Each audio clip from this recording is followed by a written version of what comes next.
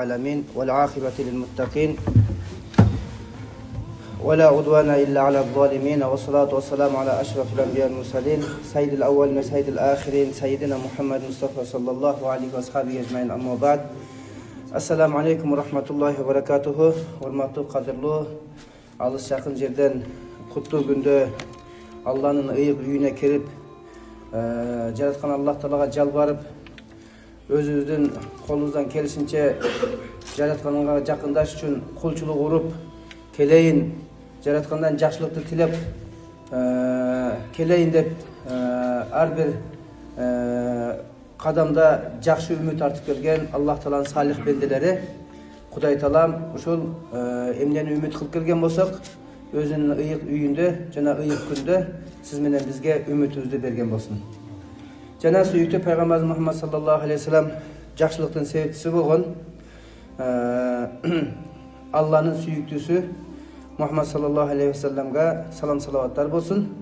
Анткени дүйнөдө кандай жакшылык болбосун, периштелерден тартып пайгамбарлар, андан кийин бизге чейин, бүтүн бардык жандыктарга чейин Алланын жакшылыгы Пайгамбарыбыз саллаллаху алейхи вассаламдын себебинен келип турат.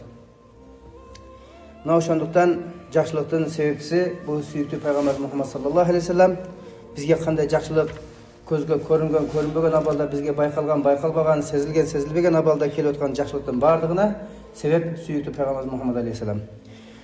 Ошондуктан жараткандан жакшылык ала турган болсок, жараткандан жакшы көргөн сүйүктүү пайгамбар менен да жакшы болуу керек экен, урматтуу жамаат. Аллах субхана ва таала менен бизди ошондой сүйүктүү пайгамбар Мухаммад алейхиссаламга сүннөтүнө бекем болгон татыктуу жакшы үммөттөн кылган болсун.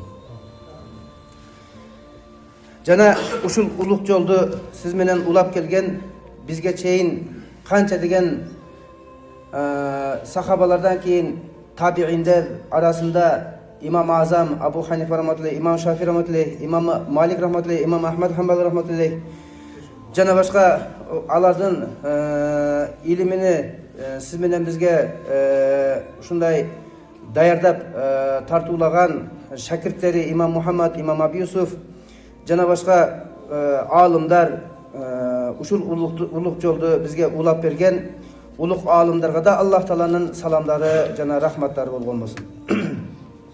Улуктардын сөзүн тыңшаймын деп, улуктардын жолунда боломун деп, улуктар менен бирге, улуктардын берекети менен Аллах Тааланын жаннатында чогуу боломун деп үмүт артып келген жамаатыбыздын дагы Кудай Таалам дүйнө акыреттик максаттарыны, тилектерин орундаткан болсун. Эми албетте салам салаваттан кийин урматтуу жамаат, Аллах субхана ва таала сиз менен бизди бул дүйнөдө дагы ынтымак, ынак, бири-бирибизге дос болуп, бири-бирибизден чочубай, душман болбой, үркпөй, коркпой, ушундай бир сылык, тынч жашоо жашасын деп жараткан Аллах Таалам сиз менен бизге өзүнүн эрежелерин камтыган мыйзамдарыны, тагыраак айтканда шариятыны жөнөттү. Эми ошол шариаттын ичинде сиз менен бизди жакшылыкка чакырган көптөгөн темалары бар. Ошол темалардын ичинен мына бүгүн ал-хулм ва сафах ан асаратил ихван деген бир тема, жумшактык, кечиримдүүлүк деген бир жакшы тема экен. Аллах субхана ва таала Кур'ан-ы Каримде айтат: "Вал казиминал гайз вал афина анин нас валлаху юхиббул мухсинин." Садакаллахул азим. Ал-Имран сүрөсүнүн 134 аятында келтирилет. Аллах субхана ва таала ушундай өзү жакшы көргөн, бейишке ушундай бир сураксыз кире турган татыктуу бенделерини баяндап, арасынан ушул мүнөздөрдү айтып кетти.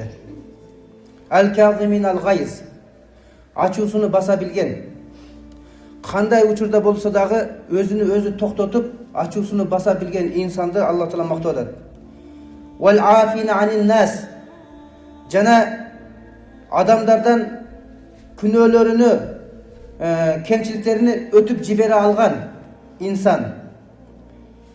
Валлаху юхиббул мухсинин, жараткан Аллах Таала мындай ihsan kılıuçu, жақшылық kılıuçularda öte katı жақшы көрөт деп Kur'an-ı Kerim'de айтып Bu hadiste dahi keltirgen al-afu la yazidul abda illa izzan.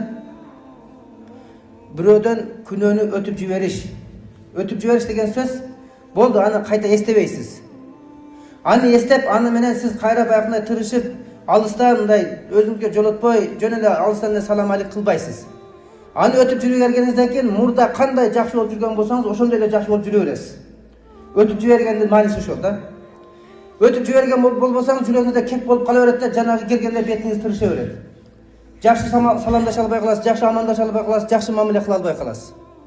Ошон үчүн өтүп жиберүү деген сөздү өзүн жакшы түшүнүшүбүз керек да. Өткөрүп жиберүү деген сөз. Кайра аны өзгө ээрчитип, илештирип жүрүш эмес. Түшүнүктүбү? Өтүп жибериштин мааниси ушундай. Күнөөнү өтүп жиберген инсанга Аллах субхана таала сыйын гана арттырат дейт. Иззатын гана арттырат дейт. Bir insanların arasında sıyımız жақшы olsa, izzatımız жақшы olsa, kançalık sıymıktanabız. Sizin tuğanlarınız, dostlarınız da sıymıktanat. O bizden taksir müneke eldin sıyında oludat depçi misalı. Bu izzat bendelerin aslındaki izzatı aytıtkan yok Allah subhanahu wa ta'ala. Allah subhanahu wa ta'ala'nın aldığındaki sıyı, Allah Teala'nın aldığındaki izzatı artatkanlığını aytıp жатат. Peygamber sallallahu aleyhi ve sellem өтүп жиберишlikte ушундай bir жакшы нерсе бар экен, инсанга Кудай Тааланын алдында сыйы артат жана иззаты артатырган bir касиет тап келет экен урматтуу жамаат. Аллах субхана тааlanын алдында сыйлуу болуп калсаңыз, Аллах субхана таала сиз эмнени ойлосоңуз, эмнени тилек кылсаңыз, эмнени сурасаңыз, токтотпостон бере берет. Аллах Тааланын алдында сый арттырышты үйрөнүшүбүз керек экен. Анын bir күлүчү эмне экен? Күнөөлөрдү өтүп жибериш керек экен. Өтүп жибериш деген сөздө ушундай bir маани беришибиз керек экен. Аны кайра эстеп, ошол себепте ал адам менен өтүп жиберсеңиз да ал адам менен баягындай жаман мамиледе боло бере турган болсоңуз, сиз али өтүп жибере элек экениңизди түшүнүшүңүз керек экен. Өтүп жибере элек экениңизди түшүнүшүңүз керек. Фафу ю'иззукумуллах. Ошондуктан сиздер бири-бириңиздерден күнөөңүздөрдү бүтүндөй өтүп жибериңиздер. Кудай Таалам сиздерди өзүнүн алдында, периштелердин алдында, эртең пайгамбарлардын алдында силерди сыйлуу кылат дейт, азиз кылат дейт. Юнади мунадин яумал кыямати лияқум ман ажруху алаллах. Кыямат күнү болгондо Аллах субхана ва таала бир периштеге үн каккын ушинтип деп буйройт экен, ал үн кагат экен. Аллах Тааланын мойнунда ажры болгон, мындайча айтканда хаккы болгон, Алланы өзүнө карз кылган инсандар тургула дейт экен. Алланы өзүнө карз кылган инсандар тургула деген, тургула жана жаннатка киргиле деген үндү жанагы периште кагат экен. Кыйла ошол учурда суралат экен да. Адамдар дагы таң калат, периштелер да таң калат. Бу Алланы өзүнө карз кылган, ажрыны Алланын мойнуна илген бул инсандар кимдер экен? Бул бандалар кимдер экен? деп такташ үчүн сураган кезде ушундай жооп берилет экен. Ал-афуна анин-нас. Адамдардын кемчилигин, кылган хаталарын, күнөөлөрүнү бүтүндөй өтүп жиберген инсандар дейт экен. Кебирлерибиз бар, ошол күнөөсүн өтө албастан 30 жылдан бери ээрчитип жүрөбүз, 30 жылдан бери байланышпайбыз, сүйлөшпөйбүз. Кебирлерибиз бар, эми өтүп жибердик деп айтабыз, бирок жолукканда, учурашканыбызда мурдагыдай ысык мамиледе кыла албайбыз. Өтүп жиберүү деген сөз өтө бир мындайча айтканда чоң сооптап келе турган иш экен, сиз менен бизге кыйын болгон иш экен. Эгер ушул кыйын ишти өтөй турган болсок, Аллах субхана таала өзүнүн уадасындагыдай кыямат күндө турсун, жаннатка кирсин деген чакырык менен сиз менен бизди күтүп алат экен иншалла. Аллах субхана таала баарыбызга ушундай мүнөз берсин, ошондой кыйын ишти кылууну Аллах таала бизге жеңил кылган болсун иншалла. İbn Abbas radıyallahu anhu Peygamber sallallahu aleyhi ve sellem'den soradı. İbn Abbas radıyallahu anhu Peygamberden rivayet kıldı. Ala unabbiukum bi şirarikum. Peygamber aytdı, en jaman adamlardı arаңардан айтып берейин бе, кабар берейин бе? Кайсын мүнөздүн ээleri Кудайга да жакпайт, периштелерге да жакпайт, пайгамбарларга да жакпайт, ошондой эле момун бенделерге да жакпаган, адамдарга да жакпаган Eң жаманыңарды хабар берейін, айтайын бі деді. Мына ошонда сахабалар мақұл айтыңыз, егер оор келбесе деді. Біліп алайлық деп сахабалар сақтаныш үшін, ошондай жаман мүнөздө менде жоқ бекен деп өзүнү текшериш үшін пайгамбар саллаллаху алейхи сурап отушат. Qala inna shirarakum allazi yanzilu wahdahu wa yajlidu 'abdahu wa yamna'u wafdahu. Sizlerden en jamanыңар özü жалгыз, ешкимди өзүнө теңине албаган, tekebirliğinden sebebinden başka biri menен mamile kılbagan, tekebirlik sebebinden başka birini üyüne çakırıp konak kıla albagan, jana kol astındagılarga zulüm berip kıynagan, aga ziyaret kelgen adamdardı tengini albastan, üyge kir debesten, jakşı sılık mamile kılbastan, eşigin jabıp köçöden aydagandar en jamanыңар dedi. Afala unabbiukum bi sharri min zalika. Sizler bunu görüp uşunçalık jaman insan bar bu odasыңар, mından da jaman insandı aytayın sizlerge dedi. Qalu bala ya Rasulullah. O Allah'ın elçisi, bizde ayıbay korkuttunuz, aytыңыз, qanday dagı jamandar var eken dedi. Man la yurja hayruhu ve la yu'manu sharruhu. Dagı sizlerin en jamanыңар uşunday, adamlar adamdan жақшылық үміт қылбай қалған дейді. Қой, мұндан жақшылықты үміт қылбайла қой деп қояды да. Мұндан жақшылық келбейді, күтпейла қой жақшылықты. Егер бір кішкене бір айыбың болса, анын жамандығынан аман қалбай тұрған инсан. Мұндай шықылда біреулерге зияны тез тиіп тұрады, жана біреулерге жақшылық қылу тақыр үміт қылынбаған инсан дейді. Құдай Таалам мына ушундай жаман мүнөздөн баарыбызды сактаган болсун. Адамдар бири-биринен жакшылык үмүт кылыштагы, бул дагы Аллах Тааланын алдында жакшы инсан экендигин белгиси экен. Эгер үмүт кылбай койгон болсо, бир инсан сизден үмүт кылып келген болсо сүйүнүңүз да. Бул инсан менден үмүт кылып келиптир, демек мен жакшы адам экенмин деп түшүнүшүңүз керек экен да. Үйүңүзгө эч ким үмүт кылып келбей койгон болсо, билиңиз, бұл ең жамандардың жаманы екен да.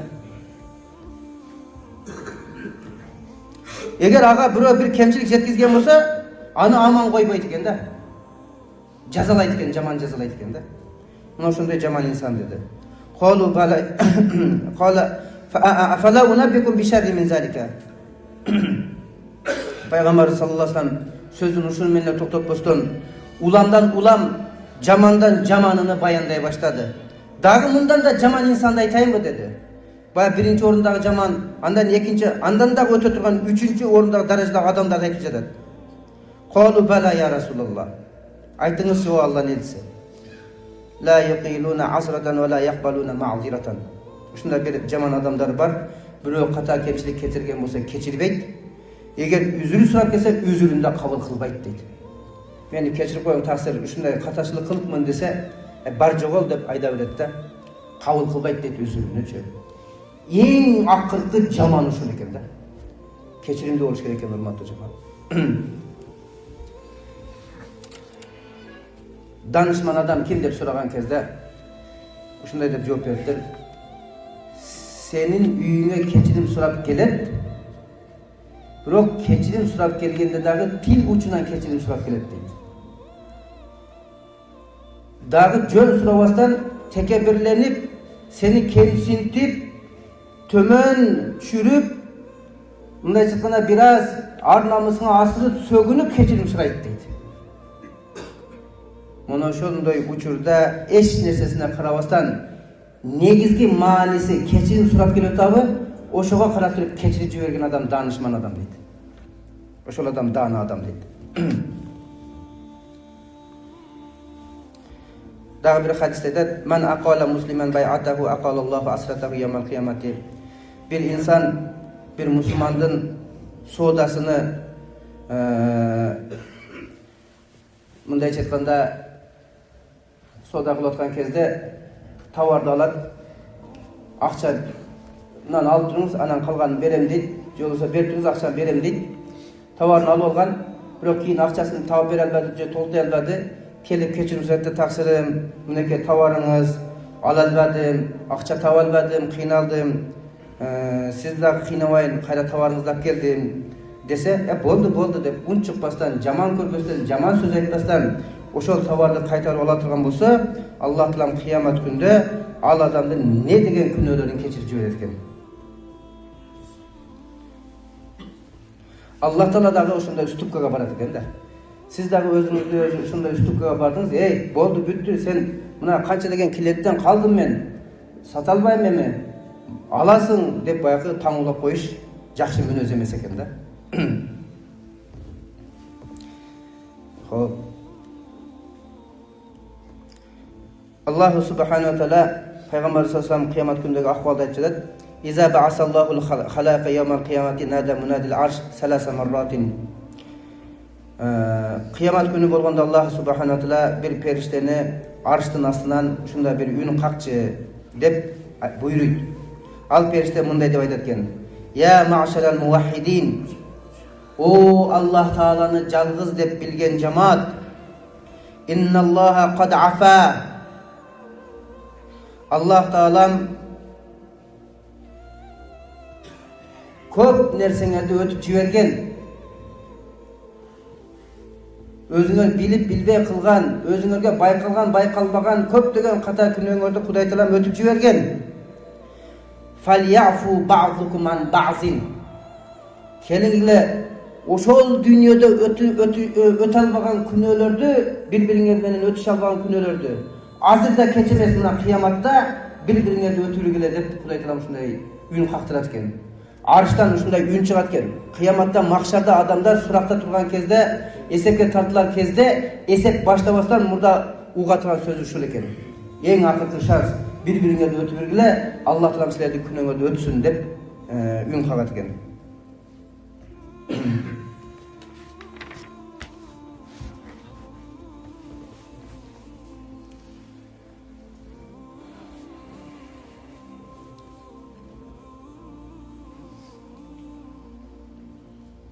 وقال النبي صلى الله عليه وسلم: من كظم غيظا وهو قادر على أن ينفذه دعاه الله على رؤوس الخلائق حتى يخيره من الحور العين ما شاء. Kimde kim bu dünyada açusun basıp, özünü toktatup, bирок ал açusu menen ar kanday жазаны бергенге кадыр инсан. Урса да алы жетет, сөксө да алы жетет, башка нерсе кылса дагы мүмкүнчүлүгү бар инсан, кудурети жетет каалагандай жазалаганга. Бирок ошону жазалабастан ачуусун басып өзүнө кармап калган болсо, Аллах субхана таала кыямат күндө бүтүн бардык адамдардын, калайыктын башында туруп аны чакырат дейт, ага сый көрсөтөт дейт. Сен ушундай бир бенден бир катачылык кетирсе, ачууң келип, шайтан күйүлөп, андай кыл, мындай кыл дегенде, жок деп ачууңду басып, ага жаман мамиле кылбагандыгың үчүн бүгүн сага ушундай сыйлар бар. Биринчиси ушул, каалаган бейишинден хурларды тамдагын дейт экен. Аллах субхана таала. Раваху Абу Дауд ва Тирмизи. Бул хадис сахих хадис экен. Абу Дауд менен имам Тирмизи рахматуллах риваят кылган. Аллах Таала Мусага айтты: "Ала я Муса, атухиббу ан яд'у лака куллу шай'ин талаат алейхи шамсу вал камар?" Бүтүн бардык аалам саңа дуа кылышты каалайсыңбы деди. Муса пайгамбар айтып жатат: "Албетте каалаймын. Исбир ала халqi ва жафаихим. Кама сабарту ман акала ризqi ва абида гайри." Эй Муса, анда мен жараткан жаратылыштан жеткен зулум зыяндардын бардыгына сабыр кылгын деди. Адам затынан жетеби, айбандан жетеби, жаратылышта кандай жаратылышындан саңа жеткен зыяндар болсо, ошого сабыр кылгын. Мен деле сабыр кылып атпаймынбы? Рызкымды жеп атышат, менден башкага ибадат кылып атпаймынбы? Аларга деле мен ачууланып бир жаза колдонгон жокмун го, тек койдум го, жашап атпаймынбы? Сабыр кылдым го. sen dagы sabır kılgın dedi. Mına ошондо bütün bardıq jaratılış, candusu da, cansızı da sen üçün жақшы dua kılat dedi.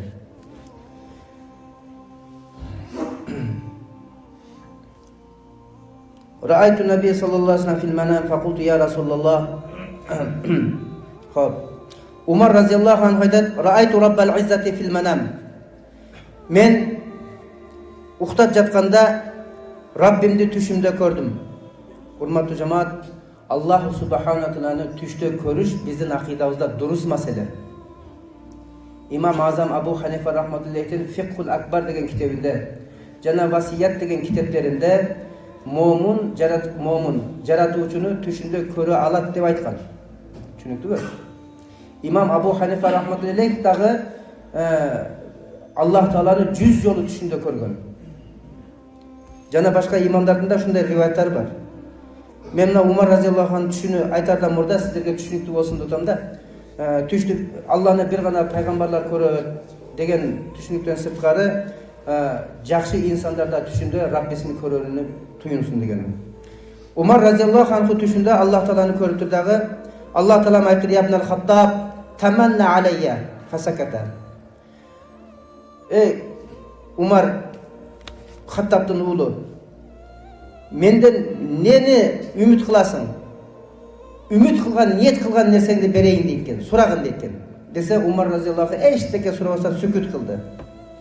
Ekincisi aytdi: "Ya ibnal Xattob, u'ridu alayka mulki ve malakuti." Men sana bütün bardık mülkümdü jana bütün bardık jaratılışımды көрсөтөйүnbü sana? Bardık jaratılışta mындай жаткан жер планеталасы эмес, bütün başka planetalarında бардыгын сага көрсөтөйүнбү dedi. Нени жараткан болсом бардыгын сага көрсөтөйүнбү dedi. Дагы сүкүт кылды. Умар dedi. Хаттабтын уулу. Мен сага эмнени үмүт кылсаң, эмнени тилесең беремин десем унчукпадың. Asman жеринде ачып көрсөтөйүн десем унчукпадың. Ne kalaysın dedi. Fakultu ya Rab, şarraftal anbiya bi kutubin anzaltaha aleyhim. O jaratkan Allah, sen paygambarlarga kitaplarni düşürdün. Alar oşondoy senin kitaplarını okup özlerine düşüngönlük için elçi degen bakıtka eye boldu. Faşarrifni bi kelami minke. Жоқ degende maga bir oz özün süylöçü. Men senin ününe kuşlarının ününgde ukkum kelet dedi. Maga bir oz bir söz süylöçü. Uşur jetiştü dedi. Meni uşunu menen baktılıq kılasın dedi. Bile vasitatin hiç kanday ortomçuluksuz, periştelersiz. Tüz ününgdün sözüngde ukkum kelet dedi. Oşonda Allahu subhanahu wa taala Umar'a aytdı: "Ya ibnal Xattob, o Xattobdun oğlu Umar, man ahsana ila man asaa ilayhi faqad akhlasa lillahi shukran." Anda uq menin ünümdü sözümdü ukun kese, ey Xattobdun oğlu, jamandık kılgan insanga жақшылык kılatırgan bolsa, al Kuday Taalaga şükürdü kalыс kılıptır deydi. Kuday Taalaga kalыс şükür kılıptır deydi. Ve man asaa ila man ahsana ilayhi fakat baddala ni'mati kufran. Kimde kim жақшылык kılgan insanga jamandık kılatırgan bolsa, al menin nematımды almaştırıptır küfürlükka deydi. Men kança nematlardı bersem, oşol nematların barabarında al, maga küfürlük menen жооп beriptir deydi. Oşonduktan hurmatly jamaat, muna Allah subhanahu wa ta'ala'nın Umar raziyallahu anhuga tikeley tüz periştesiz aytkan sözünde siz menen biz üçün öte bir çoğun жақшы bir ereje var eken, jamandık kılsa dagı жақшылыk kılatırgan bolsok, Allah Taalaga şükürdü tolluk kılgan bolat ekenbiz. Kıyamet günde Allah subhanahu wa taala şükürsüz bendelerdi öte kıcalat kılıp kattık azaptaydı. Eğer biz uşunda bir işimiz menen Kuday Taalaga köp yerlerde şükür kıla albagan nerselerimiz var, ahvallarımız var, kündörümüz var. Muna oşolordun bardığın ordun toluktay turgan bir nerse, biri bizge bir jaman söz aytabı, jaman nerse kıla, jaman mamile kılayбы, жамандык кылабы, ошого биз жакшылык кыла билүүнү үйрөнүшүбүз керек экен. Мына ошондо Аллах Таалага толук шүгүр кетиргендердин катарында болот экенбиз. Тескерисинче, bir insandын сизге жакшы сөзү жеткен, сиз үчүн жакшы ою бар, сизге жакшы мамилелерди кылат, бирок сиз ага жамандык кыла турган болсоңуз, Кудай өз сактасын, сизге берилген бардык нематтардын аркасынан сиз Аллахка шүкүр эмес, балким күфүрлүк менен жооп бергендей болуп бааланат экен, урматтуу жамаат. Мына бул жерде бири-бирибиздин кечиримдүү болушубузду, бири-бирибизге жакшылык кылышка Аллах субхана таала Умар разияллаху анху тилинде сиз менен бизге жеткизип жатат. Урматтуу жамаат, Кудай кааласа мен дагы бир нерсени айтып берейин. Ушулардын ичинен кошуналарыбыз бар. Ушул кошуналарыбыз менен дагы аябай жакшы мамиледе болушубуз керек.